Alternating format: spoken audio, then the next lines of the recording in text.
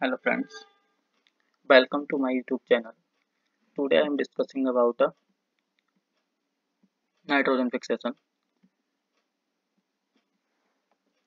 This topic is very important regarding to botany, zoology, IIT JAM and other life science related exams. तो इसमें हम इसकी topic की बात करूंगा और इससे आए हुए क्वेश्चन किस तरह से पुटअप होते हैं क्वेश्चन मतलब बेसिक क्वेश्चन के बताऊंगा। तो जैसे कि फर्स्ट क्वेश्चन है यहाँ से पूछा गया फर्स्ट क्वेश्चन कि नाइट्रोजनेस रिड्यूस नाइट्रोजन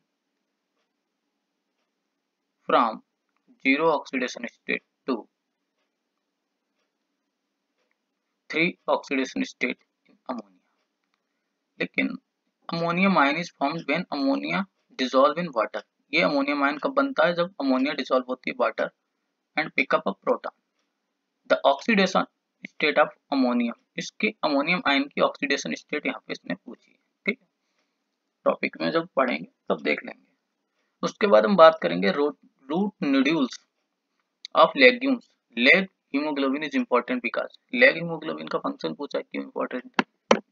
इसके बाद enzyme responsible for reduction of nitrogen into ammonia during biological nitrogen fixation, ये भी देख लेंगे। तो बात करेंगे कि नाइट्रोजन फिक्सेशन क्या है। पहले तो हम जान लेते हैं कि हमारी नाइट्रोजन साइकिल क्या है। जो एटमॉस्फेयर है, एटमॉस्फेयर में नाइट्रोजन जो है वो 78% है। अगर बात करें तो नाइट्रोजन के दो एटम के बीच ट्रिपल बॉन्ड होते हैं और बनाते हैं नाइट्रोजन गैस। ये बहुत स्टेबल गैस होती है। इसको ट्रिपल बॉन्ड को ब्रेक डाउन करने के लिए हाई एनर्जी लगती है, ठीक है। तो इसके भी हम आगे मैकेनिज्म देख लेंगे क्या। तो जो नाइट्रोजन है, नाइट्रोजन का फिक्सेशन होता है और ऑर्गेनिक नाइट्रोजन में भी बनता है। ऑर्गेनिक नाइट्रोजन अमोनिफिकेशन प्रोसेस के द्वारा अमोनिया बना लेते हैं। अब अमोनिया का क्या होता है? नाइट्रिफिकेशन। अब नाइट्रिफिकेशन की प्रोसेस में ये या तो नाइट्राइट और नाइट्राइट के फॉर्म में कन्वर्ट हो जाता है, नाइट्रेट और नाइट्राइट की फॉर्म में कन्वर्ट हो जाता है। इसका डीनाइट्रिफिकेशन होता है, फिर से N2 में कन्वर्ट हो जाता है। ये हमारी नाइट्रोजन साइकिल है सिंपल वे में। यहाँ पे जो एंजाइम लगते हैं वो क्या होता क्या है, जैसे कि हमारा अमोनिया बना, अमोनियम आयन बना, अमोनियम आयन हमारा कन्वर्ट होता है NO2 निगेटिव में। ठीक है, यहाँ पे लगते हैं बैक्टीरिया नाइट्रोसोमोनास, नाइट्रोसोकोकस। ठीक है, इसके बाद जो नाइट्राइट है नाइट्रेट में कन्वर्ट होती है, नाइट्रेट में कन्वर्ट होती है। यहाँ पे एंजाइम लगता है नाइट्रोवेक्टर, नाइट्रोवेक्टर। कौन सा एंजाइम लगता है? नाइट्रोवेक्टर। तो ये एंजाइम याद रखना। इस प्रोसेस को क्या बोलते हैं? नाइट्रिफिकेशन। अब होता क्या है, इसका बायोलॉजिकल रोल क्या है कि जैसे कि नाइट्राइट है, नाइट्रेट आयन है, वो प्लांट के द्वारा इजिली एब्जॉर्ब कर लिया जाता है। ठीक है, अब वही हम बात करते हैं कि जैसे जो हमारी एटमॉस्फेरिक नाइट्रोजन है उसका रिडक्शन होता है अमोनियम आयन में। अब ये अमोनियम आयन में कन्वर्ट या तो सिम्बायोसिस के द्वारा हो सकती है, ठीक है, या इन द फॉर्म ऑफ जो फ्री लिविंग बैक्टीरिया होते हैं उनके द्वारा इनका होता है। जो फ्री लिविंग के द्वारा होंगे वो हमारी सॉइल में अमोनियम आयन बना देंगे या अमोनिया बना देंगे। ठीक है, अब वो अमोनियम आयन हमारा फिर से रूट के द्वारा एब्जॉर्ब किया जाएगा, फिर से उसको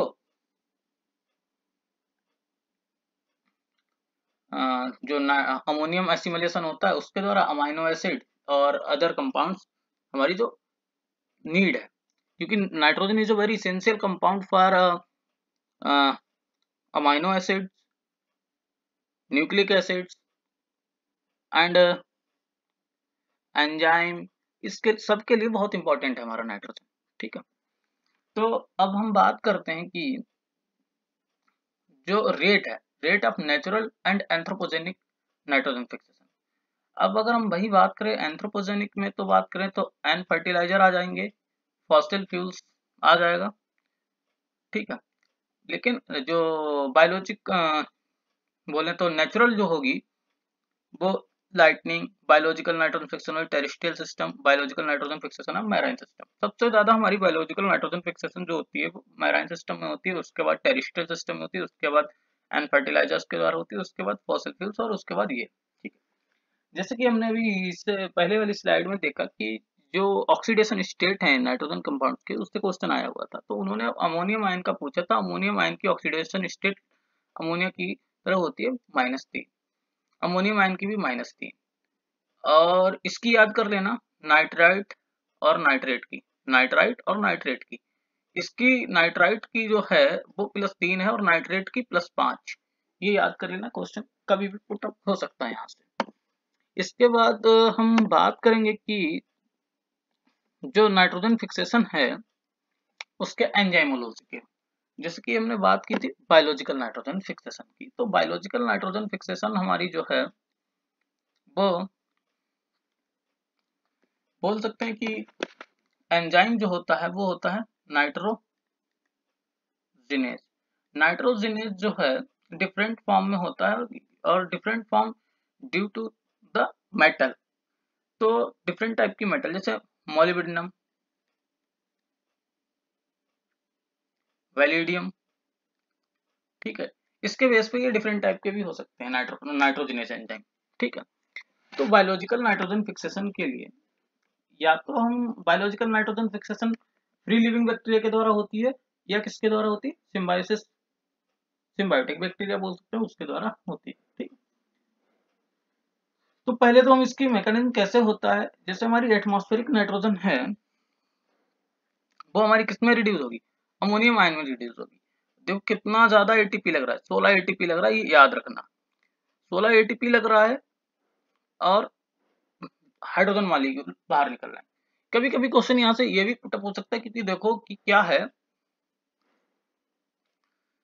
जब हमारा 2 प्रोटॉन लग रहे हैं यहाँ पे, क्योंकि अगर हम 16 को 8 से डिवाइड करें तो 8, मतलब कि 2 इलेक्ट्रॉन और 2 प्रोटॉन एक एटीपी को बना रहे हैं। तो जैसे मान लो यहाँ पे 2 प्रोटॉन निकले हैं, तो यहाँ पे इसने 2 इलेक्ट्रॉन लिए होंगे तभी तो ये हाइड्रोजन गैस बनी है। ठीक है, तो होगा क्या यहाँ पे कि अगर मान लो हाइड्रोजन गैस बाहर ना निकले, ठीक है, हाइड्रोजन गैस बाहर ना निकले तो हमारी कितनी एटीपी बनेगी, 2 मॉलिक्यूल अगर हाइड्रोजन गैस के बाहर ना निकले तो कितनी एटीपी निकलेगी बाहर, तो हमारी एटीपी बाहर निकलेगी 12 एटीपी बाहर निकलेगी। ठीक है, इसी प्रकार अब मैं बात कर लेता हूं बायोलॉजिकल नाइट्रोजन फिक्सेशन में हमने बता दिया एंजाइम लगता है नाइट्रोजिनेज। अब नाइट्रोजिनेज एंजाइम की बात कर लेता हूँ। जो नाइट्रोजिनेज एंजाइम है, nitrogenase is a complex metal containing enzyme. कैसा metal containing, at least 3 distinct form are known that differ in their metal composition. ठीक है, तो जैसे हमने बताया कि मेटल कंपोजिशन है, मोलिब्डेनम हो गया, आयरन हो गया और वेलिडियम, ये 3 मेटल के आधार पर ये 3 डिस्टिंक्ट टाइप के हो सकते हैं। लेकिन सबसे ज्यादा स्टडी हमारा जो मोलिब्डेनम डिपेंडेंट एंजाइम है वो सबसे ज्यादा स्टडी किया गया है। इसके बाद बात करते हैं जो nitrogenase is composed of 2 components. Number 1 MOFE protein, ठीक है, ये वाला कंपोनेंट बात करते हैं, MOFE प्रोटीन वाला, ये वाला यहाँ पे, ठीक है, इसे बोलते हैं डी नाइट्रोजिनेज आर कंपोनेंट 1 ए हेट्रोडाइमर। ये क्या है, एक हेट्रोडाइमर है। ठीक, इसके बाद हम बात करते हैं दूसरा कंपोनेंट है एफी प्रोटीन, जिसे बोलते हैं डी नाइट्रोजिनेज रिडक्टेज। इसे खाली डी नाइट्रो, ये डाई नाइट्रोजिनेज बोलते हैं, इसे डी नाइट्रोजिनेज रिडक्टेज बोलते हैं, इसे कंपोनेंट 2 बोलते हैं। ये हमारा होमोडाइमर होता है।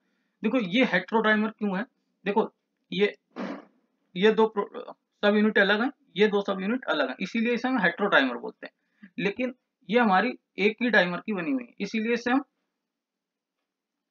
होमोडाइमर बोलते हैं। ठीक है, ये हो गया हमारा डी नाइट्रोजिनेज एंजाइम की बात। लेकिन जो नाइट्रोजिनेज एंजाइम है उसकी और बात हम ये कर लेते हैं कि यहाँ पे जो नाइट्रोजिनेज एंजाइम है, ये नोट कर लेना, इंपॉर्टेंट है, कौन कौन से जो मेटल आयन है वो लगते हैं और किसके किसके बेस पे ये क्वेश्चन बन सकता है। यहाँ से नाइट्रोजनस एंजाइम है वो क्या है, ऑक्सीजन सेंसिटिव है। नाइट्रोजनस एंजाइम जो है वो ऑक्सीजन सेंसिटिव है। तो इसके लिए जो प्रोकैरियोट्स हैं, प्रोकैरियोट्स ने अपने अंदर स्ट्रक्चर डेवलप किया। जैसे कि हम बात करें साइनोबैक्टीरिया, साइनोबैक्टीरिया ने डेवलप कर लिया अपने अंदर हेटेरोसिस्ट। हेटेरोसिस्ट ये नाइट्रोजनस एंजाइम है, उसके लिए क्या प्रोवाइड कराती है, एनारोबिक कंडीशन प्रोवाइड कराती है। अब वहीं हम बात करते हैं कि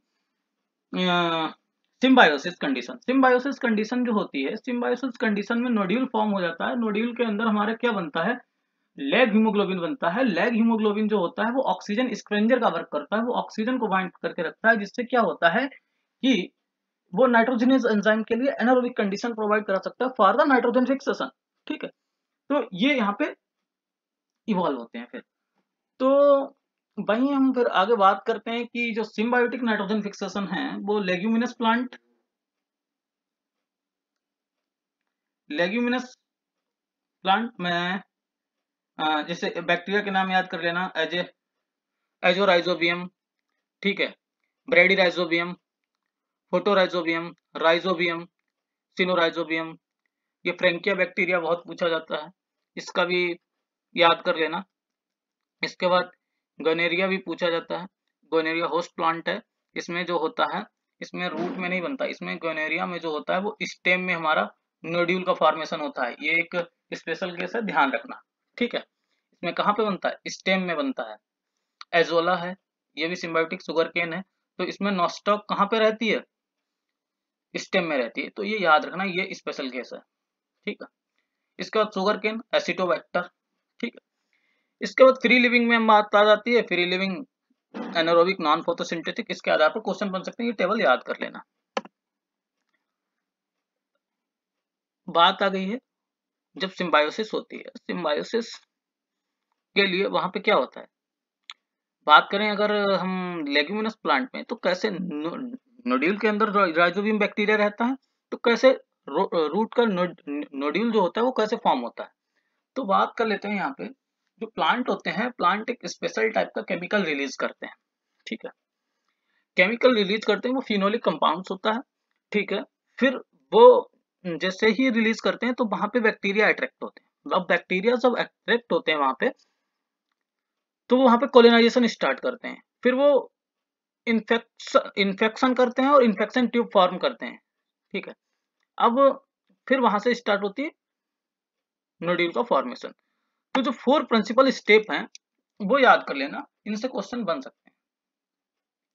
multiplication of rhizobia and colonisation of rhizosphere, attachment to epidermis and root hair, पहली स्टेप ये हो गई। फिर उसके बाद क्या होगा, कर्लिंग हो जाएगी रूट हेयर्स की, and invasion of bacteria to form the infection thread. उसके बाद क्या होगा, nodule initiation and development of root cortex, this stage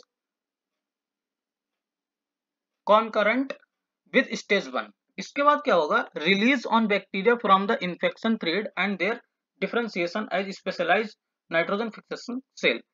ठीक है, तो ये 4 प्रिंसिपल स्टेप है नोड फॉर्मेशन की, तो ये यहाँ पे दिखाई गई है। पहले क्या होता है, राइजोबिया यहाँ पे आते हैं, राइजोबिया कोलोनाइजेशन होना स्टार्ट होता है यहाँ पे। उसके बाद ये इन्फेक्शन थ्रेड बनता है, और यहाँ पे ये नाइट्रोजन फिक्सेशन अपना एक सिम्बायोटिक जोन बना लेते हैं। यहाँ पे फिर नाइट्रोजन फिक्सेशन स्टार्ट हो जाती है। लेकिन हम यहाँ पे जब बात करते हैं कि जो कीमो अट्रैक्टेंट होते हैं वो हमारे आइसोफ्लेवेन हो सकते हैं, फ्लेवेन हो सकते हैं, फ्लेवेनोन हो सकते हैं, फ्लेवोन हो सकते हैं, और कैल्कोन हो सकते हैं। तो इसमें इंपॉर्टेंट तुम देख लेना, ल्यूटियोलिन हो गया, इसके बाद डायाडेजिनिन हो गया। ठीक है,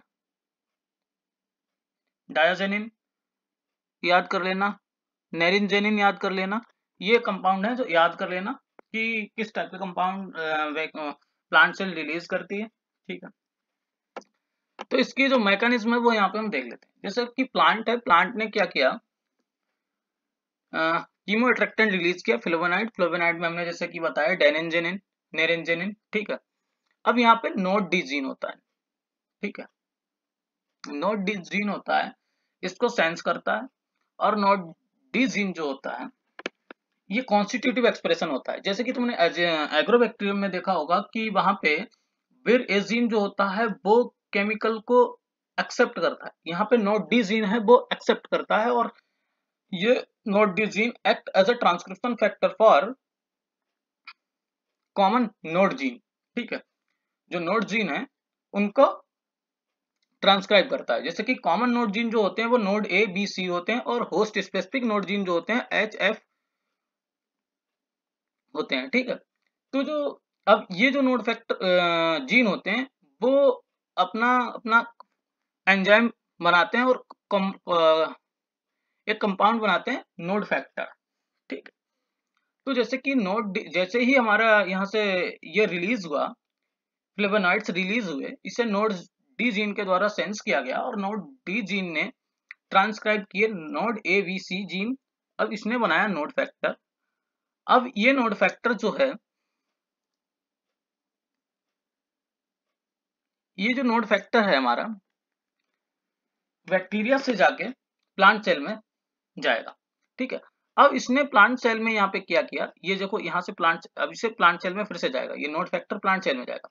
अब यहाँ देखो हमने जूम करके दिखाया है कि प्लांट फैक्टर में नोड फैक्टर जो है वो रिसेप्टर के द्वारा क्या करता है, रिसेप्टर के द्वारा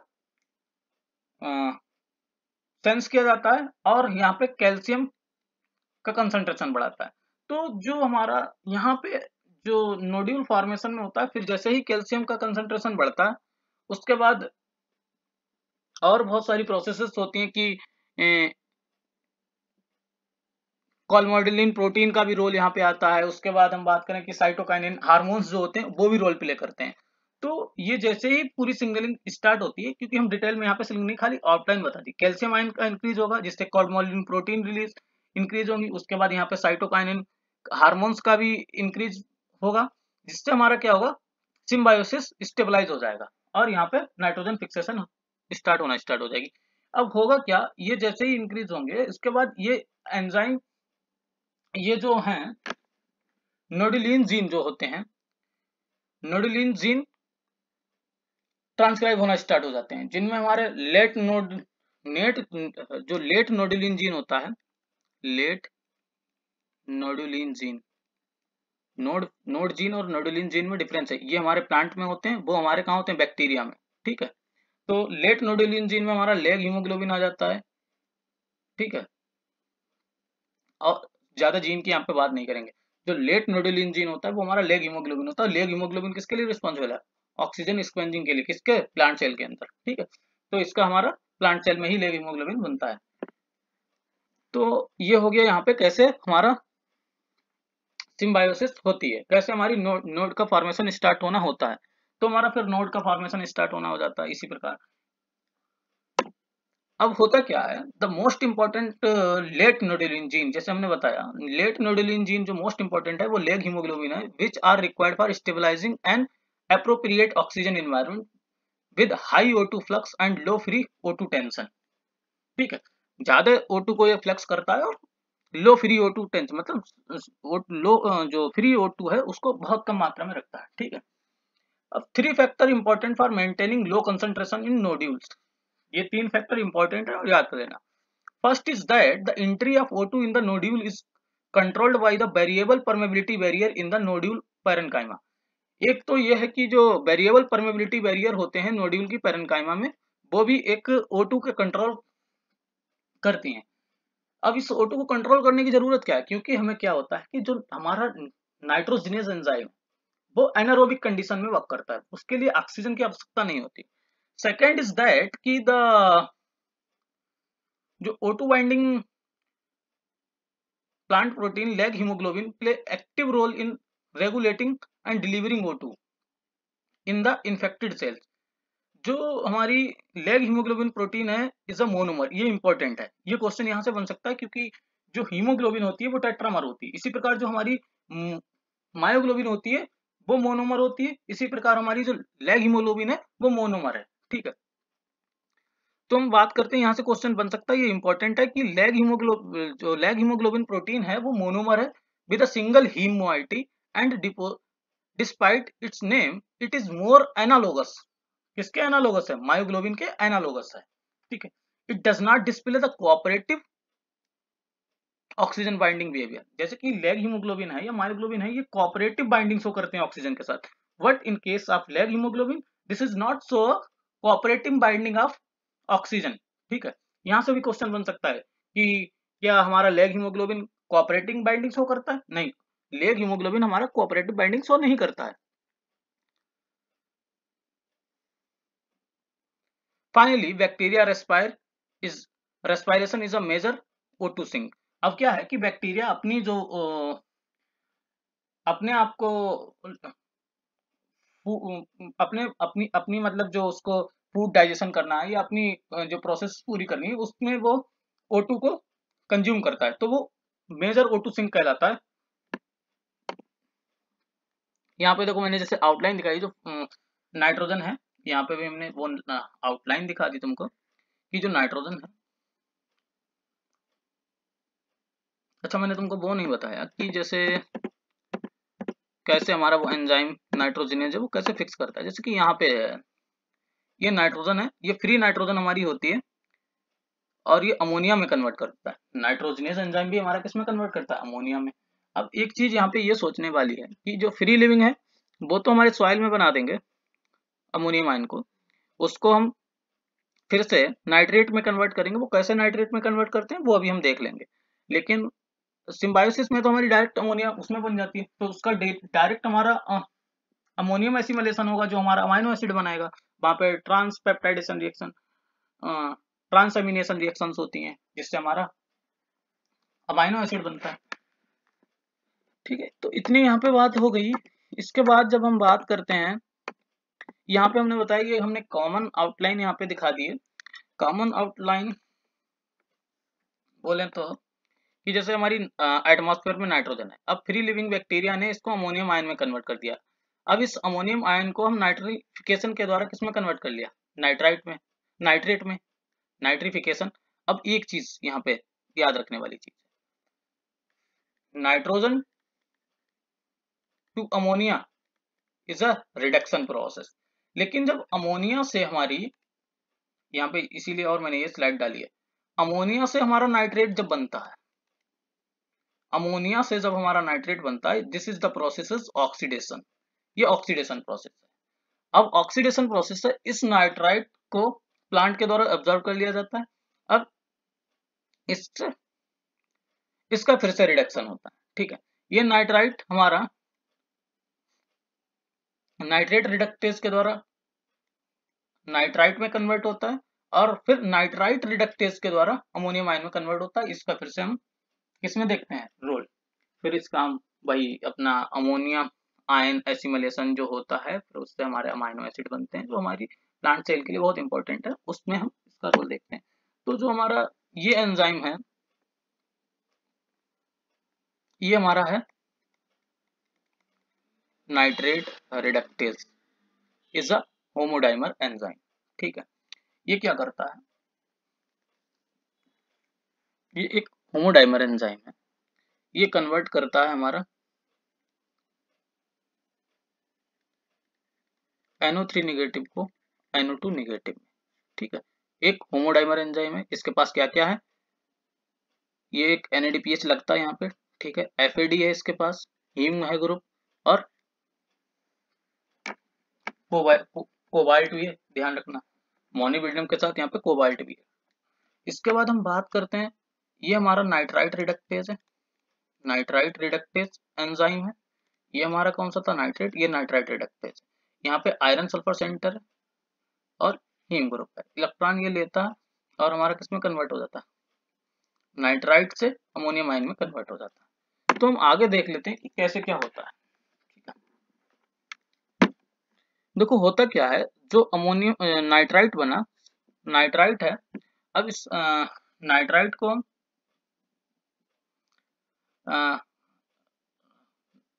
जो नाइट्रेट है, नाइट्रेट को नाइट्राइट में कन्वर्ट करता है हमारा नाइट्रेट रिडक्टेज एंजाइम, ठीक है।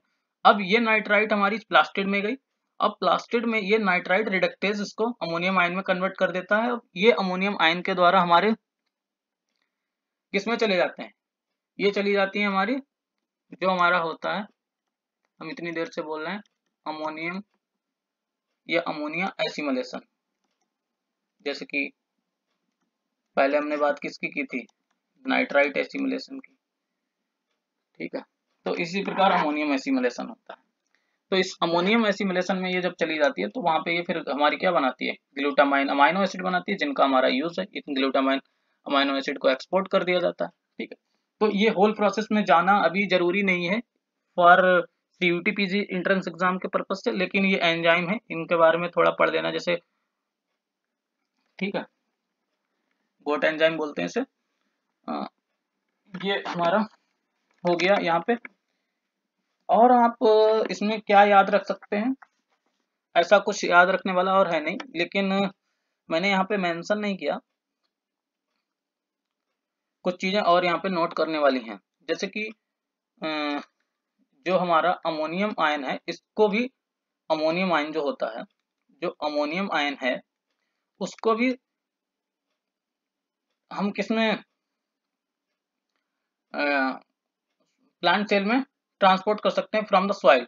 तो उसके लिए हमारा जो ट्रांसपोर्टर होता है उसे बोलते हैं एटीएम ट्रांसपोर्टर होता है, ठीक है। तो ये हो गया, मगर मोस्ट फेवरेबल हमारा नाइट्राइट आयन रहता है फॉर प्लांट के पर्पज से। तो ये हो गया हमारा nitrogen fixation. Please watch and like and subscribe my channel, thank you friends. और अगर ज़्यादा डिटेल में समझना हो तो कमेंट में बताना, तो मैं थोड़ा और डिटेल में इसके बारे में वीडियो बना दूंगा। Thank you friends.